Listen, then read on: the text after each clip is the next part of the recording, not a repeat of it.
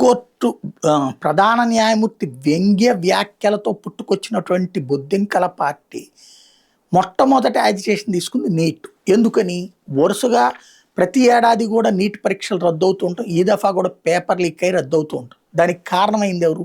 NTA, national testing agency. అందులో ఉన్నటువంటి కొంతమంది పేపర్ లీక్ కారణమయ్యారు. వాళ్ళు అరెస్టు, జైల్లో ఉండడం కూడా చూసాం. ఇంకా వాళ్ళకి బాధ్యత లేదు. వాస్తవంగా రాష్ట్రాల వారి ఉన్న విద్యా సబ్జెక్టుని జాతీయ స్థాయిలో అనుసంధానించాలనుకుంటున్నటువంటి నరేంద్ర మోడీని దెబ్బ కొట్టడానికి జరుగుతుంది కుట్రలో ఏంటో తెలియదు. ఇది తాజాగా మళ్ళీ ఎన్టీఏ ఓ తప్పుడు పని చేసింది.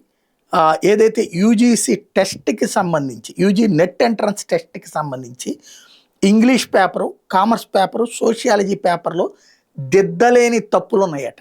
ఆ కారణంగా ఆ పరీక్షను రద్దు చేసి మళ్ళీ సెప్టెంబర్లో పెట్టబోతున్నాం అని ప్రకటించారు. అంటే మరొక అసమర్థత. ఎందుకు? ఇప్పుడు ఇలాంటి వాటి ద్వారానే ఎన్టీఏని రద్దు చేసేసి రాష్ట్రాల వారీగా మళ్ళీ విధానం తీసుకురావాలని చూస్తున్నారు. ఇది కార్పొరేట్ మాఫియా వాళ్ళ ప్లానింగ్. అందులో పావులుగా మారుతున్నదా ఎన్టీఏ?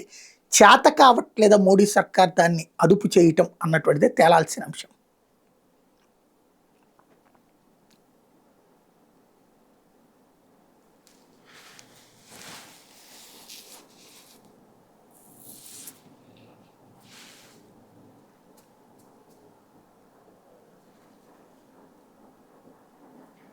పిఠా